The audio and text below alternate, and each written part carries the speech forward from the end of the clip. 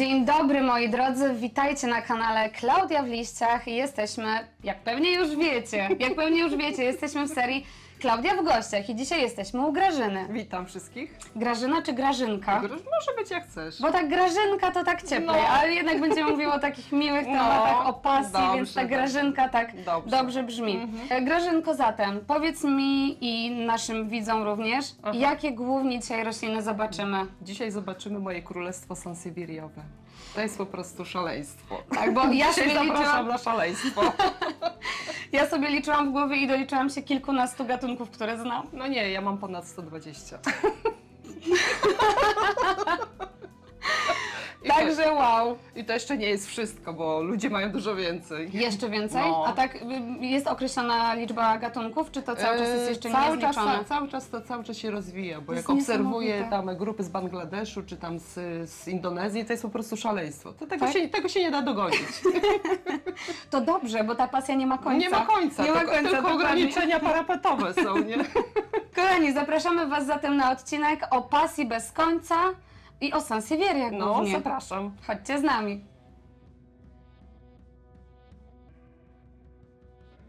Dobrze, widzę, że Ty, Grażynko, masz już jedną z sansevierii w ręku. I ona jest bardzo podobna do sansevierii... O nie do samuraj, w sumie to nie. Co to jest za To sansevieria? jest sansevieria Hali. Hani. Hali. Bo jest też Hali. sansevieria Hani, prawda? Tak, I pewnie też ją masz. No, nie jedną. Ona ma takie grube, takie fajne, no, taka bardzo jest... Oj, rzeczywiście, to jest taką łódeczkę. No, mam drugą jeszcze z wariegacją, żółtą. Wow, no. Dobrze, jak Ty rozpoznajesz, że to jest wariegacja żółta, a nie żółty liść od przelania na przykład?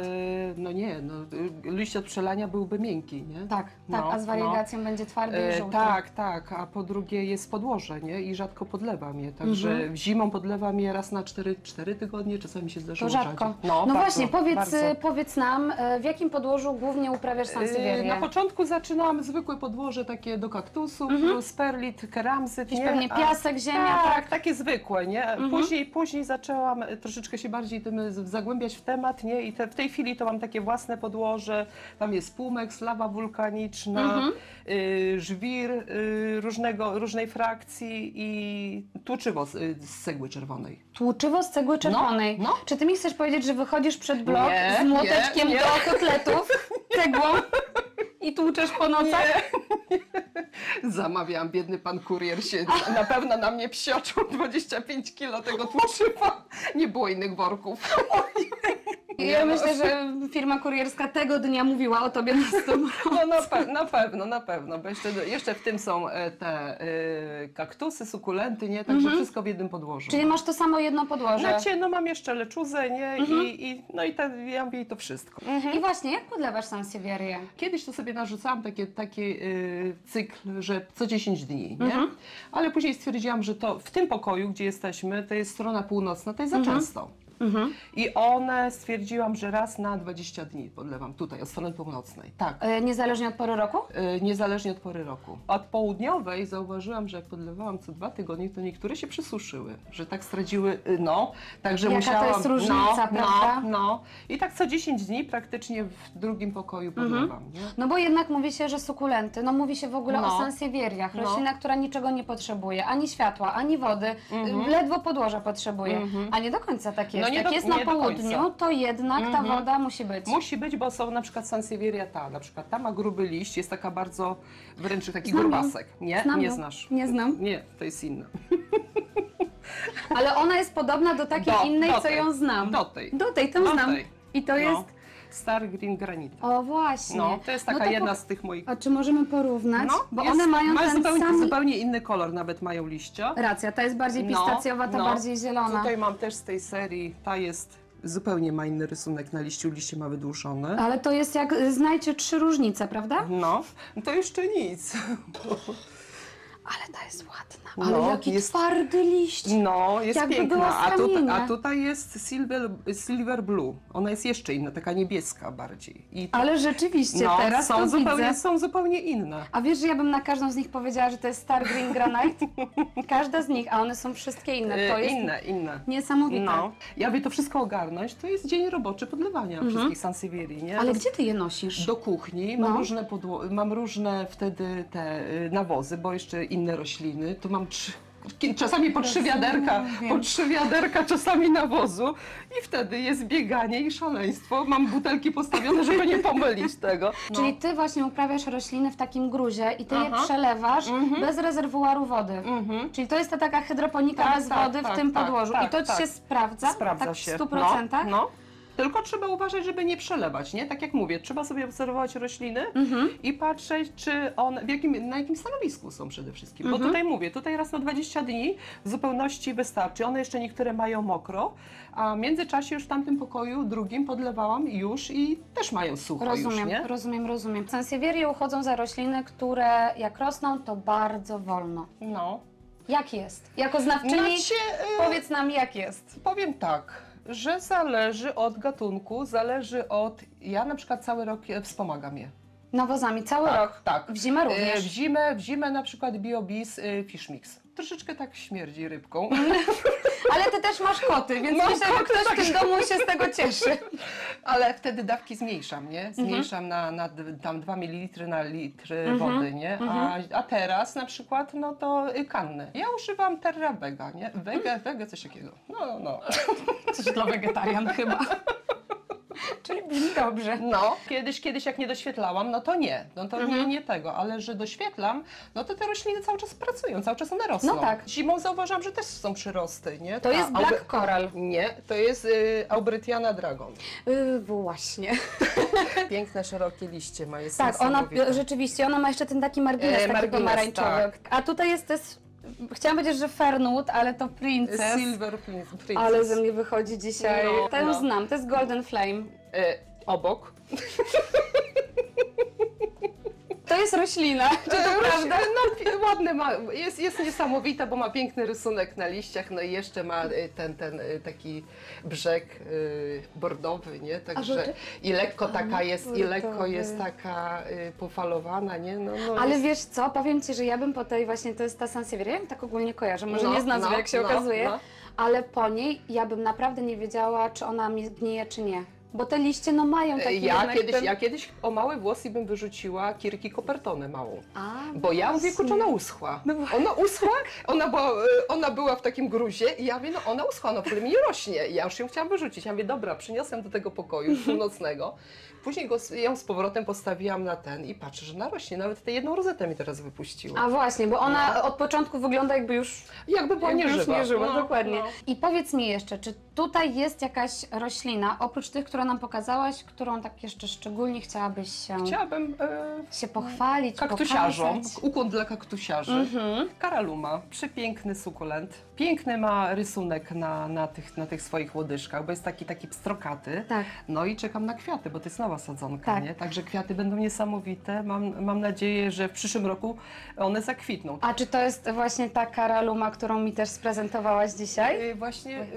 Nie, w kuchni ona to jest inna ta karaluma. Jeszcze inna, w kuchni, ta druga. Ja się dzisiaj dowiedziałam, że karaluma istnieje, a to nawet nie jedna, więc dla mnie dzisiaj też jest dużo nowości. Moje nowe odkrycie te właśnie stapeliowate, to jest po prostu szaleństwo. Również od północy mamy tutaj ten wielki, to jest wielki kwietnik, to nie jest kwietnik. 3, nie, 4, to jest raz, 5, 2, 3, 4. 4 kwietniki. To tak zaczynało się od jednego, żeby nie było. No właśnie, i tutaj też mamy Sansevierię i między innymi mamy tę jedną, która prawie gnije, mamy Golden Flame. Tak.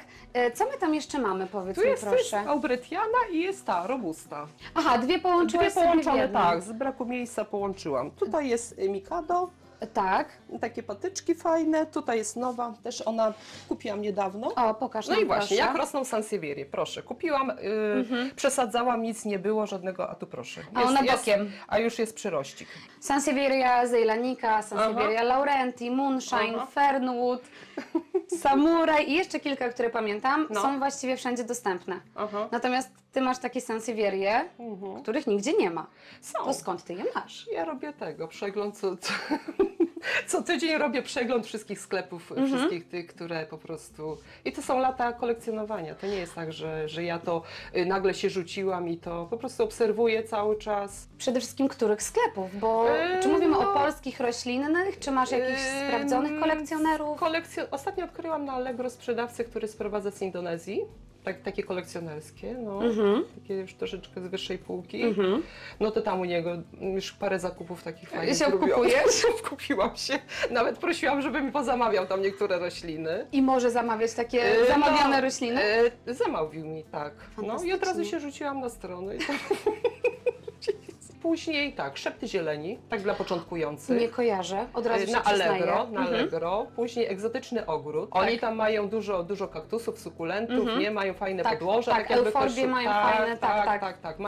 Mają pojedyncze egzemplarze. Co jakiś czas takie perełki się uda wyhaczyć. O, jeszcze ziarenko, gliwice. Bardzo dużo sansevierii mają. Mają niesamowite te sansevierie. Ale nie od ziarenka trzeba je hodować.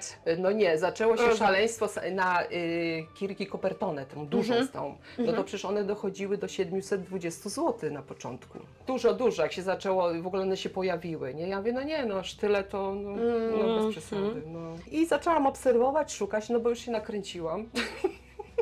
No i tam się udało kupić jedną rozetę i z korzeniem gołym, nie? Że do posadzenia. Także dużo mniejsze pieniądze, jedna rozeta, ja mówię, w zupełności wystarczy.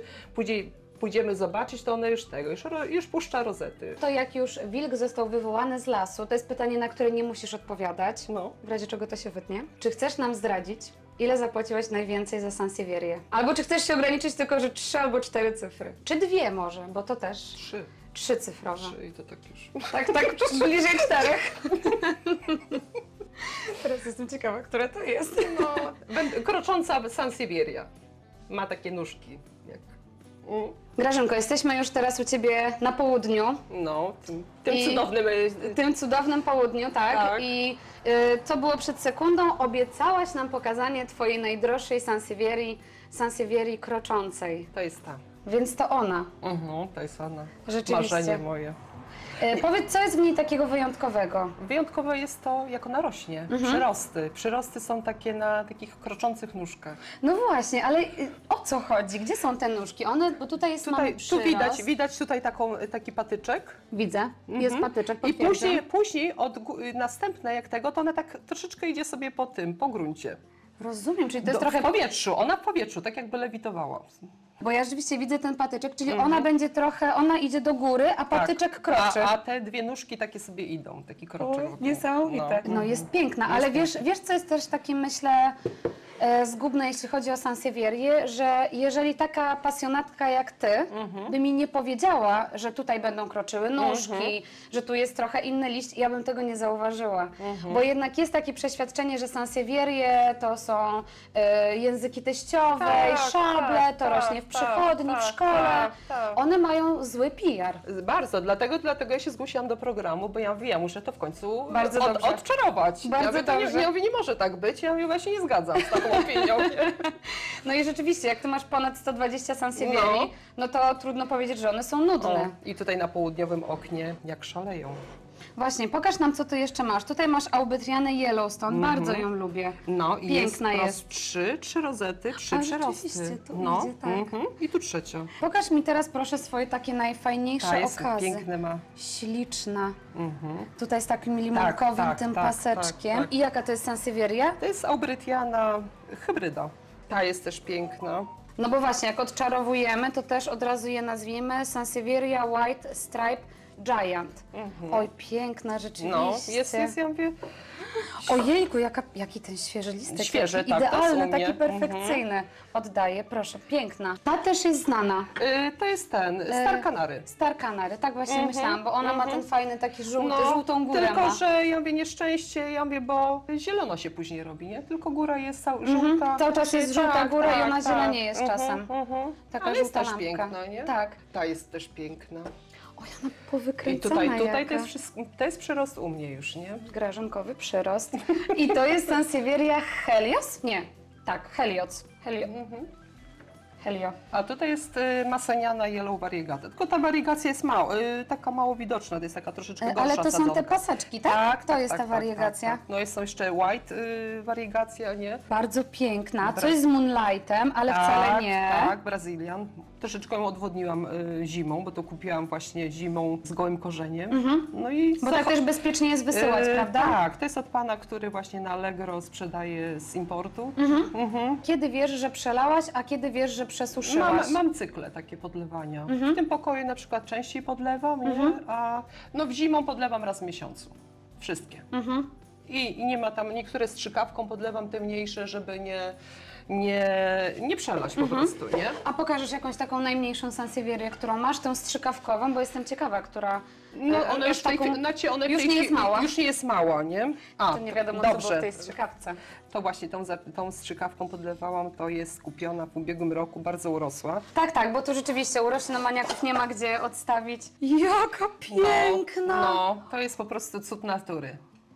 No jest bardzo, tutaj cała ta góra jest to u mnie. No jest niesamowita. No. Jejku, jaka piękna. Piękna jest, no. Grażynko, no ja myślałam, że ty tutaj masz wełnowca, ale to nie jest wełnowiec, tylko ziemia okrzemkowa. Tak. Możesz nam powiedzieć, o co chodzi?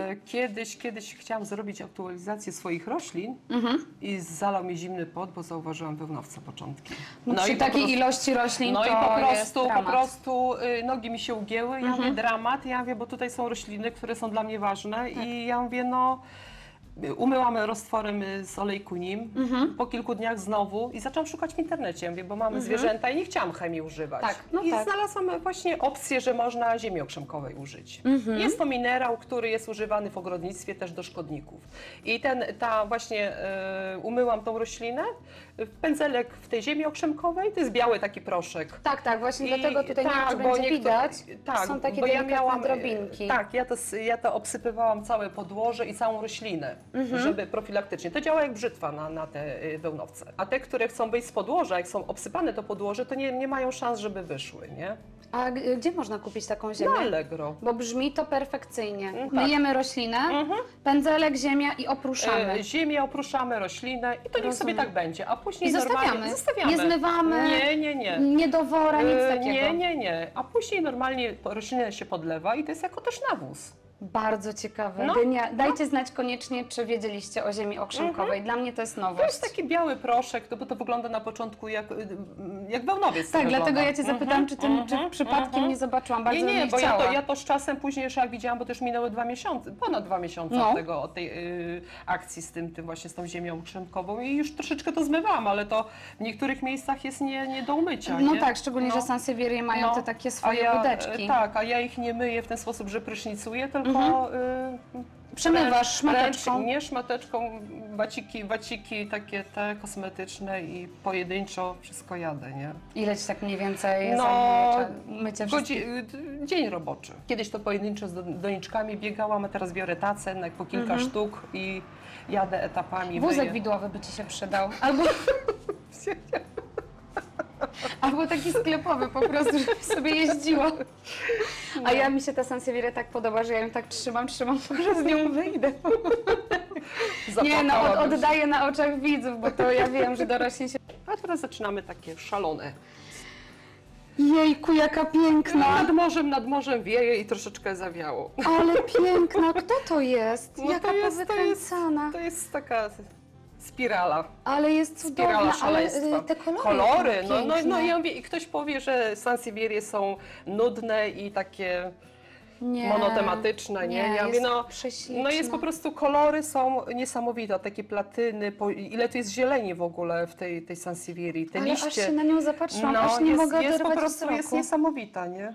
Też mogę ją podtrzymać troszkę. No i tutaj jest jeszcze inna, też taka troszeczkę rozwiana, inną rozetkę ma. Tak, ale jaka ona jest dziwna. No dziwne one Obie są. rosną z rozetek, obie są powykręcane, ale ta rośnie inaczej. No. Ewidentnie. I to jest też, dajmy jej imię, to jest Sansevieria trifasciata tornado. Tak, gwinejska, nie? A powiedz mi, jak to się zaczęło u Ciebie z sansevieriami? Co się stało, że ze wszystkich roślin właśnie nie postawiłaś na miks, nie postawiłaś na filodendrony, na monstery, na choje, tylko pomyślałaś sobie sansevierie. Sansevierie to jest moja taka słabość dzieciństwa. No. To znaczy? Coś więcej nam powiedz. Wszystkim się kojarzą właśnie sansevierie z przedszkolami, ze szkołami, z biurami, a mi się to jest sentyment. I tak zaczęłam szukać, na początku w sklepach nie było wiele, nie? Taki, żeby coś tam znaleźć ciekawego, ale zaczynałam od takich zwykłych i coraz dalej, a w tej chwili są takie możliwości, tylko ograniczenia są finansowe, nie? No tak, bo teraz dzięki internetowi możemy wszystko naprawdę można. wszystko. A jak długo kolekcjonujesz sansevierie? No, około 20 lat. Wow! Od takich prostych, podstawowych, Teraz zdecydowanie przyspieszyło, no bo możliwości są większe, nie? Tak, ludzie sprowadzają na grupach z Azji te rośliny i naprawdę, żeby mieć je wszystkie, to miejsca, to by trzeba mieć duży dom, żeby to wszystko ogarnąć, nie? Ta ma kwiat, po prostu jak ja sobie w zielonym parapecie, wie co to jest, i wzięłam sobie, wpisałam hasło i zobaczyłam, to po prostu za nie mówiłam. Nie była tania, bo ponad 50 zł ta malutka. Za taką malutką? Tak, A tutaj jest stapelia gigant, nie? Też jest taka, one są fajne, te stapelie mięciutkie, takie fajne są.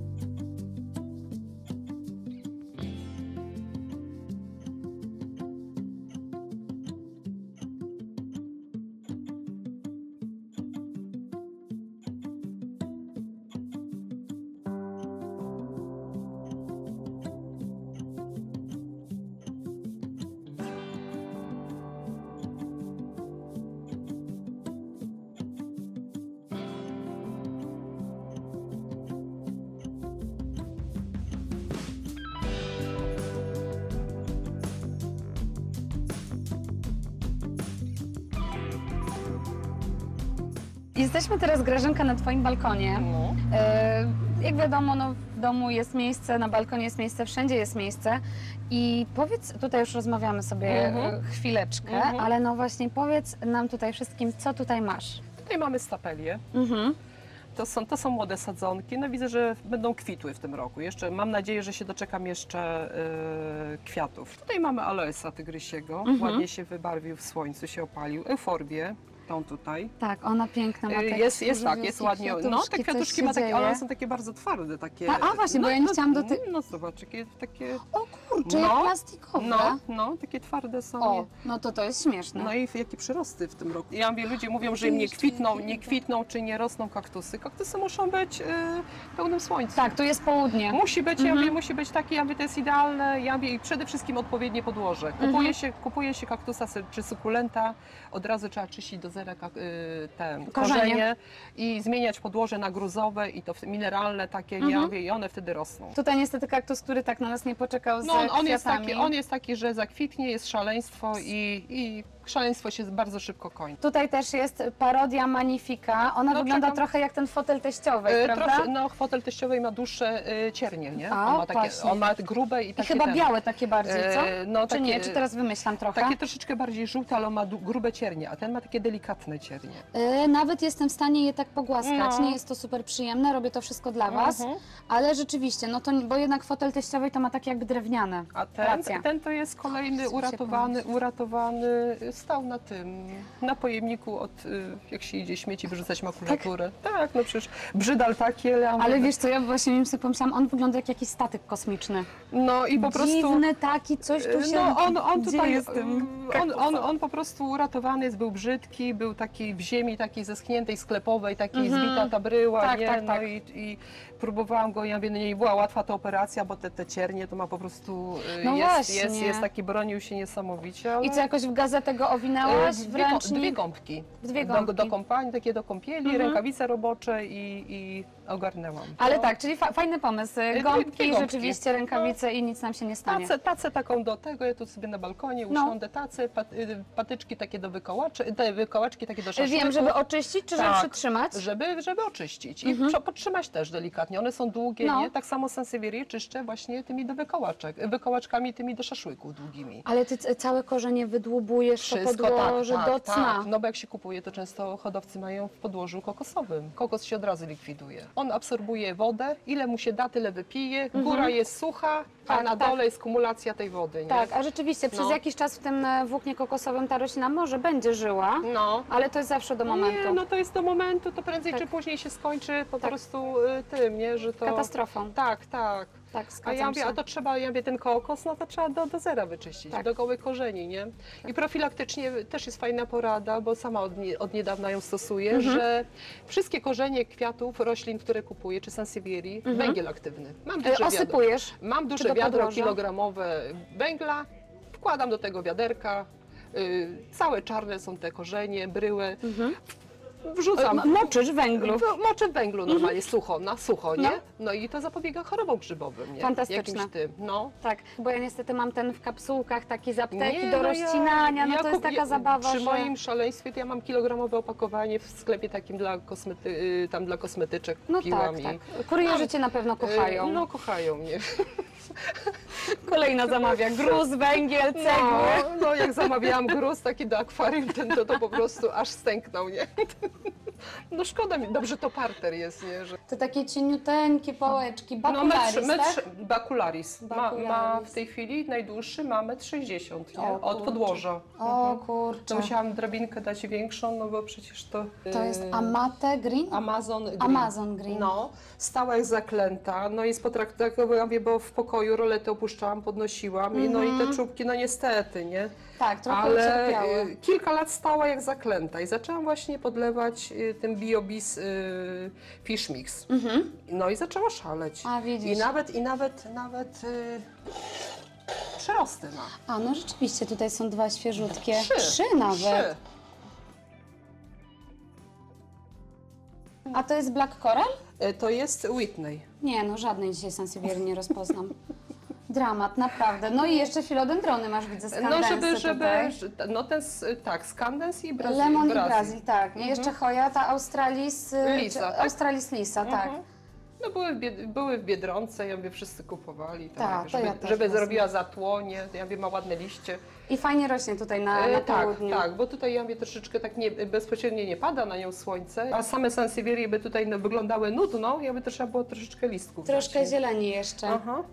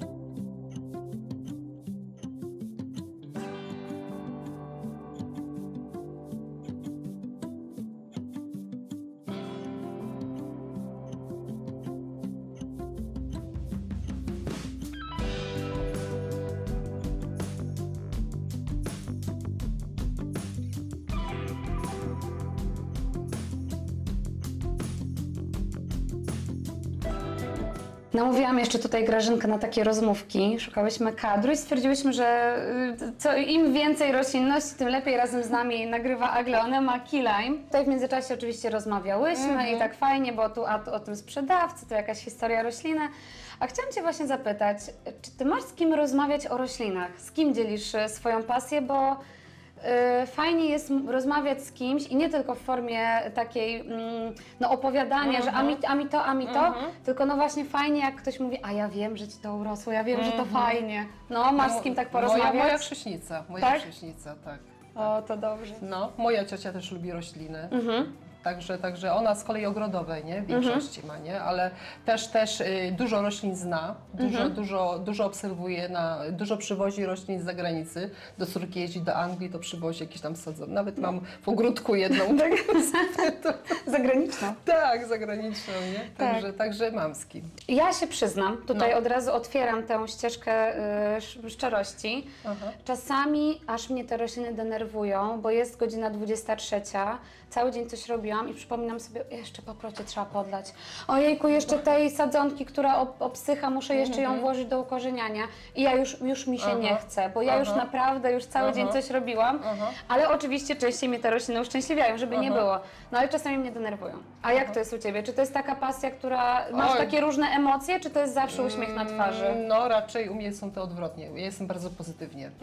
Ja tam biegam z tymi podłożami, z tymi wiaderkami, już jestem tak opracowana. Nawet o 23. No ja akurat wtedy pracuję, nie? Ale jak mam wolne, to ciągle z tymi podłożami biegam z piwnicy tutaj z powrotem tego, no i codziennie przeglądam je, nie? Dlatego jakieś tam szkodniki czy coś od razu wyłapuję, nie? Że nie ma szans, żeby coś tam się rozwinęło w plagę taką, że nie ogarnę tego, nie? Czyli możesz powiedzieć, że rośliny są Twoją największą pasją? Największą pasją, tak. No i dzięki Bardzo temu... się cieszę, że nas zaprosiłaś w takim razie. Dzięki temu uratowałam Sansevierię kolekcję przed wełnowcem, nie? Bo gdybym nie miała takiej po prostu szaleństwa to by poszło wszystko, nie?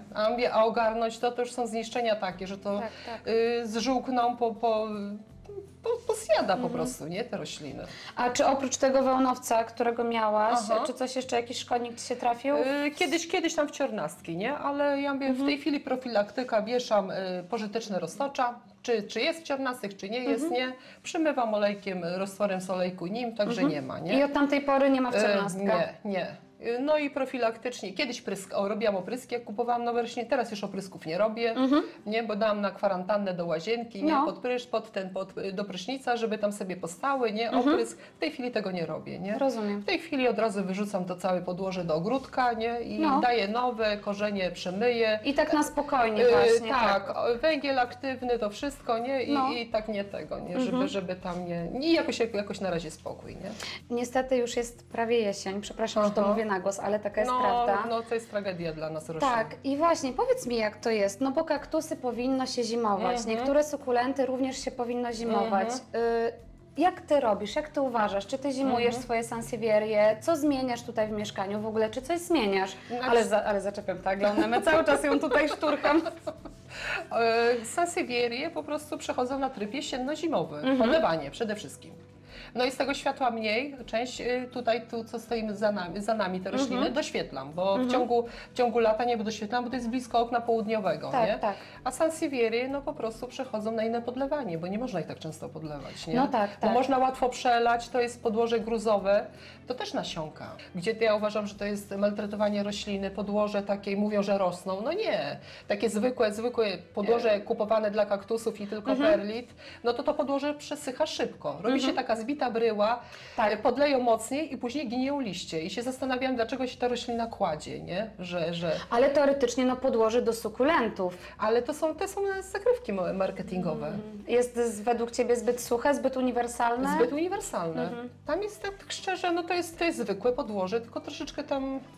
A pewnie jakiś piasek, jakiś perlit troszkę. To niewiele, ale niewiele, bo kiedyś też sama kupowałam takie podłoże i te początkowe moje sansevierie w takim podłożu miałam, nie? Później wymieniałam, nie? Ale... Wszystko w gruzie teraz masz, tak? Tak. I tam jest niewielka dawka ziemi, tam 10% tego gruzu, tej ziemi takiej właściwej, nie? Raczej takie prawie bezziemne w takim razie. Tak. A jeśli chodzi właśnie jeszcze o zimę, to jeżeli chodzi o temperaturę, to jak się tutaj to zmienia u Ciebie w mieszkaniu? Zmienia się tak, że ja przykręcam kaloryfery. No bo przecież Grażynka chodzi w czapce, ale dobrze, że Sansevierią jest. Przykręcam kaloryfery, no bo przecież one wszystkie stoją na parapecie. No tak. Od dołu, tak. Od dołu kaloryfer wali, nie? Ciepło idzie w górę. Jak ktoś jest ciepłolubny, no to kaloryfer odkręca na maksa. I później się dziwię, że są jakieś tam plagi przędziorków, czy na przykład roślina szybko przesycha i podlewają i się różne historie dzieją, nie? No to nie. Jeszcze mam pytanie, które zadaję wszystkim gościom Klaudii w gościach. I właśnie nie wiem, czy trochę nie było już tej odpowiedzi, ale może jak była, to zapytam Cię o drugą. Która jest Twoja ulubiona roślina tutaj z Twojego mieszkania? No ten maluszek tam. Ta krocząca Sansevieria? No, krocząca też, ale A nie, maluszek? Maluszek. To jest tak. Ona dzisiaj już była kilka razy przed obiektywem, ale to jest po prostu, to jest numer 1, nie? To jest ta, którą chciałam sobie zabrać. Nie no, oczywiście bym tego nie zrobiła. To jest po prostu, ona jest przepiękna. Ona w ogóle odwdzięczyła się, że piękne ma przyrosty tych liści. No, kolory są niesamowite. Jest taka delikatna, subtelna w ogóle, nie? Piękna jest. Kompaktowa, taka, by nie rośnie duża, nie? Także jest piękna. No i ta krocząca numer 2, nie? No czekam aż powędruje. Aż będzie kroczyła. Aż będzie wędrowała po tej doniczce, nie? A czy teraz już możemy postać z tą roślinką, bo ona jest taka ładna, też w kadrze pewnie ładnie wygląda. Pani operator, jak jest? Pasuje mi ta roślinka? Tutaj mamy Twoją ulubioną roślinę, jak już wiemy, no ale powiedz mi, czy Ty masz swoją roślinną listę marzeń? Mam. Tak, i co tam jest? No chciałabym mieć roridę, to pięknie tak rośnie, tak liść z liścia, tak jakby, później banana. A to w Biedronce.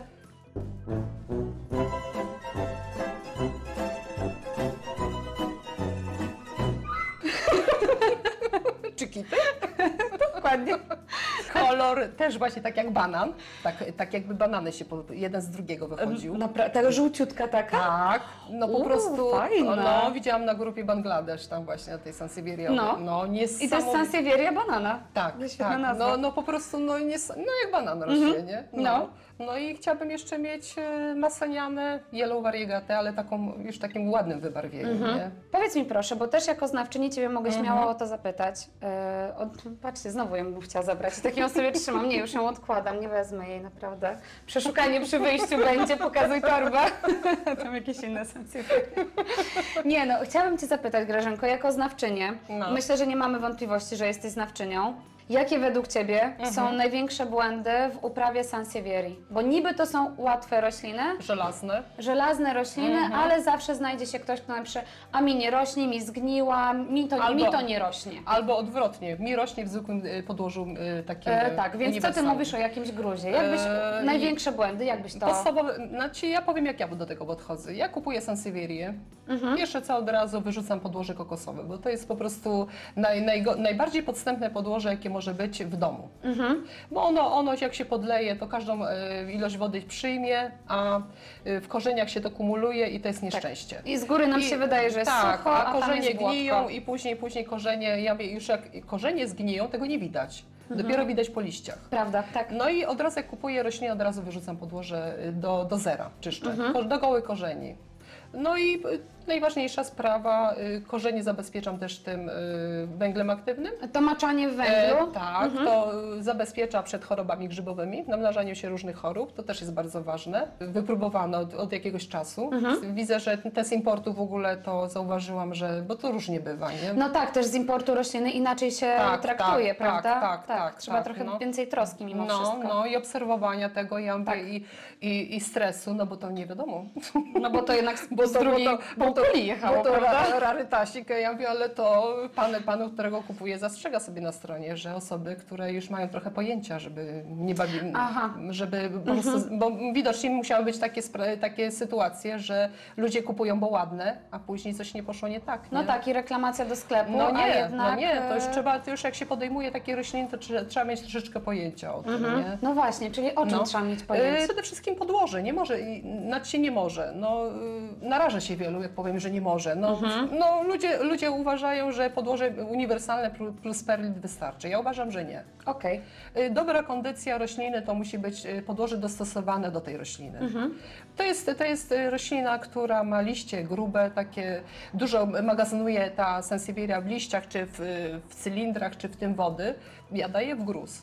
Tam jest i gruz, jest tam i perlit, jest lawa wulkaniczna, pumex, właśnie to podtłuczywo z cegły czerwonej.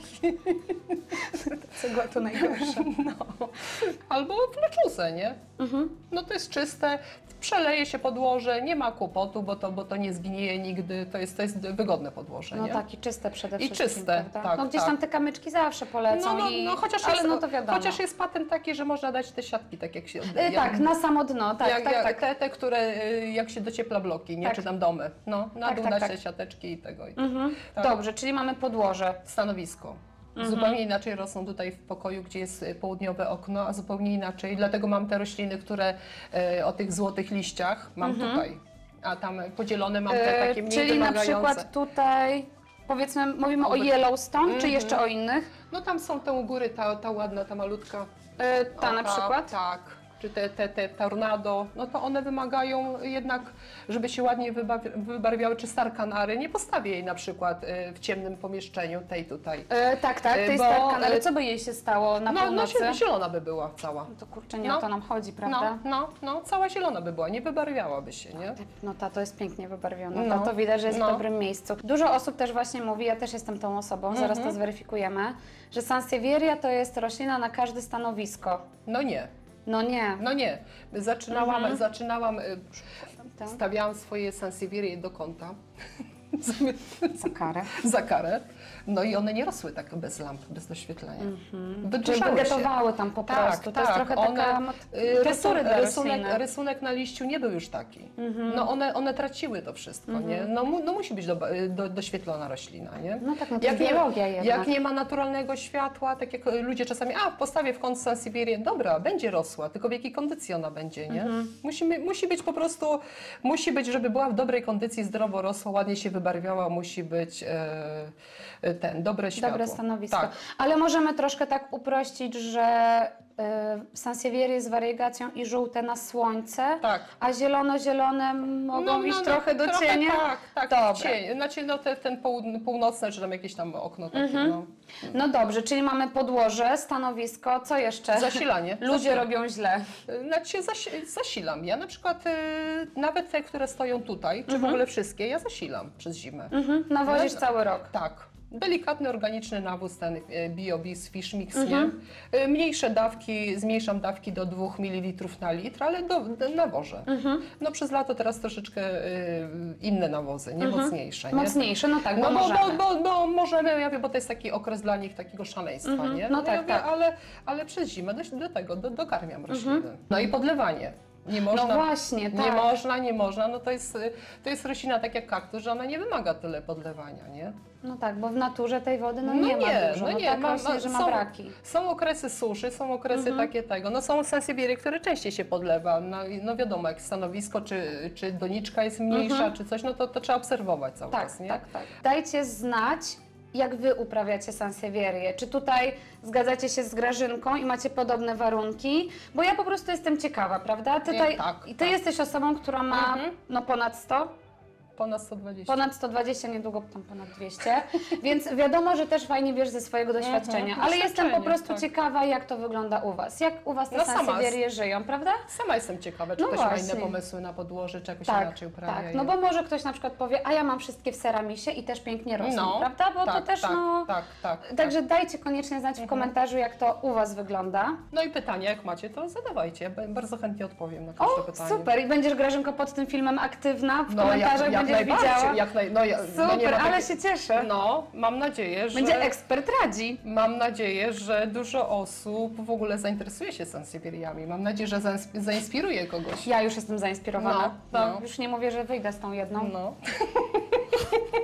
Jeszcze mi, Grażynko, powiedz, jako profesjonalistka, też tutaj dowiedziałam się, że jesteś też doradcą na grupach facebookowych. Mamy Sansevierię. Wszystko rośnie, jest piękna, wspaniała, no i chcemy mieć drugą Sansevierię. Jak Ty ukorzeniasz? Jak najlepiej jest rozmnożyć? Zdrowy liść obciąć, zostawić go nawet na tydzień. W jakim miejscu? No tak, żeby wyschło dobrze, żeby ta ranka się zagoiła porządnie. I żebyśmy później znaleźli tę roślinę, bo często się coś odkłada do wyschnięcia. No najlepiej gdzieś na blacie kuchennym, gdzie się pije kawę, że wiadomo, że się znajdzie. Tak. I po prostu do ziemi, do podłoża wsadzić. Nie do wody. Nie, nie znaczy, do podłoża dużo osób jest takich, że na przykład do wody nacinają to w taki cały trójkąt, że niby szybciej się ukorzenia. Mi w wodzie na przykład gniły. Pomimo węgla aktywnego mi gniły, nie? Do gruntu od razu. Do tego gruzu? Tak. Do gruzu normalnie. No. I to idzie? No idzie. Kurczę, mam tam w kuchni mam taką rozetkę i tam było kawałek tego wrzucony właśnie. I nawet taką rozetkę można sobie powiedzmy wyjąć, obciąć, obeschnąć, czy ono obsycha i też do gruzu. Bardzo łatwe. No. Bardzo łatwe. No. Ale jeszcze chciałam Ale wtedy nie podlewam, tak nie? Czekam, podlewam bardzo rzadko. Zraszam tylko delikatnie. Aha, zraszasz to dookoła.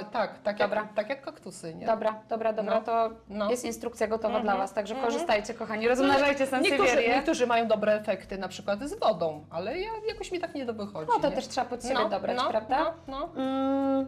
Ale a propos, niektórym nie wychodzi. Czy miałaś jakąś porażkę w swoim sansevieriowym świecie? Czy była jakaś katastrofa? No była. Na początku była, ja mówię, bo nie miałam świadomości właśnie a propos podłoża, nie?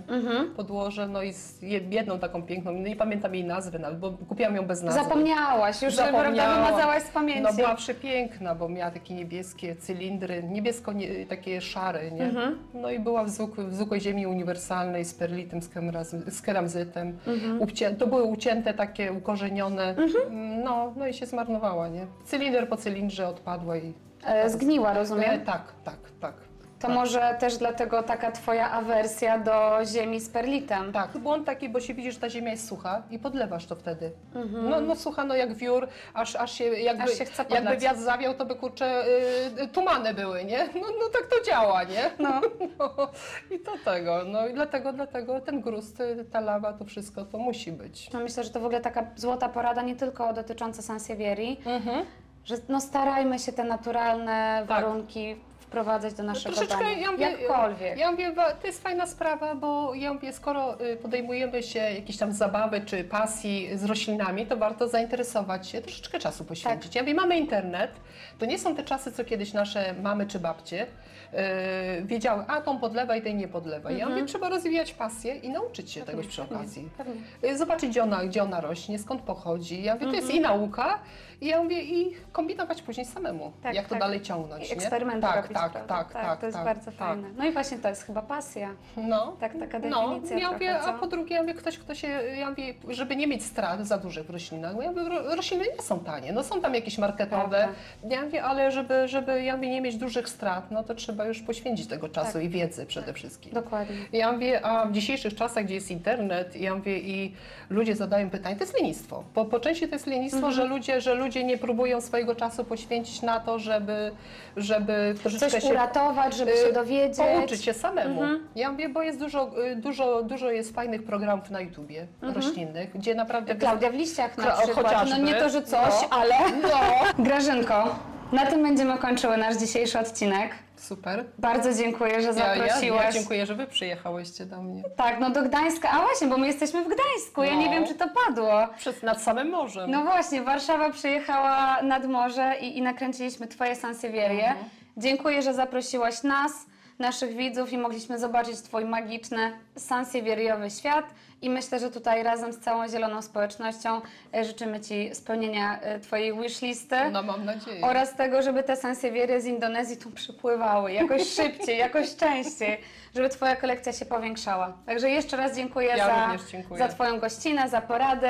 Mam nadzieję, że kogoś zainspirowałam, że ktoś się zarazi tą moją chorobą. Dajcie znać właśnie w komentarzu, czy po tym filmie chcecie nagle jakąś sansevierię, bo ja tak. Ja mam nadzieję, że tak. Mam nadzieję, że pokazałam taką różnorodność, że kogoś zachęcę. Komentujcie, lajkujcie. Pytajcie się. Pytajcie, Grażynka doradzi, będziesz, tak jak obiecałaś, będziesz aktywna pod tym filmem, także śmiało pytajcie. I cóż, dziękuję Wam za to, że dzisiaj razem tutaj z nami byliście. Dziękuję również. Widzimy się już niedługo w następnym filmie i nie tylko w Klaudia w liściach, ale też Klaudia w gościach, bo będę jechała do kolejnych roślinomaniaków. Super, czekam, też chętnie obejrzę. Cieszę się, że ta seria pokazuje różnych pasjonatów, różnych roślin i ta społeczność jest tak różnorodna. Jest niesamowita. Tak. Niesamowita. Dziękuję Wam jeszcze raz, widzimy się już niedługo, trzymajcie się ciepło. Dziękuję. I cześć! Cześć. Pa! Pa.